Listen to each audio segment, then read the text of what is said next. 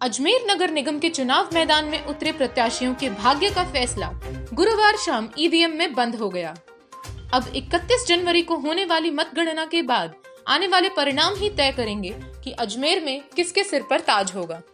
लेकिन संगठन की सक्रियता व बेहतर चुनाव प्रबंधन से यह तय माना जा रहा है कि चुनाव परिणाम भाजपा के पक्ष में रहेंगे। राजनीतिक जानकारों का मानना है कि भाजपा बहुमत के करीब होगी और बोर्ड बनाएगी। एक आकलन के अनुसार भाजपा 40 से 45, कांग्रेस 25 से 30 तथा 10 से 15 सीट पर निर्दलीय बाजी मार सकते हैं।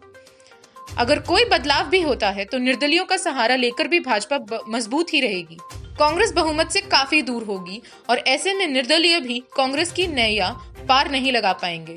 चुनाव में भाजपा संगठन की प्रदेश से लेकर बूथ स्तर तक की सक्रियता और बेहतर चुनाव प्रबंधन के साथ शहरी क्षेत्र में भाजपा का मजबूत वोट बैंक को भाजपा की ताकत माना जा रहा है।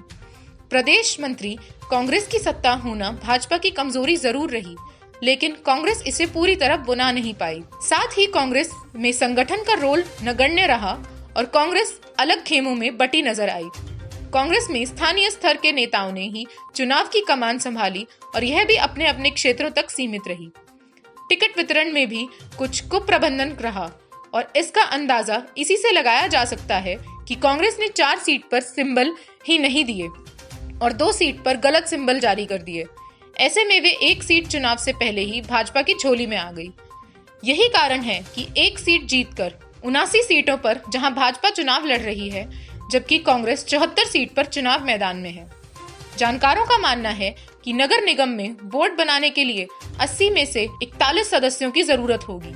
दोनों ही पार्टी में भीतर घात की संभावना से इनकार नहीं किया जा सकता। भाजपा बहुमत के करीब मानी जा रही है, लेकिन फिर भी बोर्ड बनाने में निर्दलीय की भूमिका अहम होगी। चुनाव में 10 से 15 निर्दलीय जीतकर आने की संभावना है और ऐसे में उनकी भूमिका को नजरअंदाज नहीं किया जा सकता।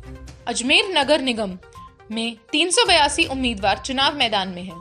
अजमेर में 79 सीटों पर हो रहे चुनाव में 6 वार्ड 4, 56, 71, 73, 74, 78 में कांग्रेस व भाजपा में सीधा मुकाबला है।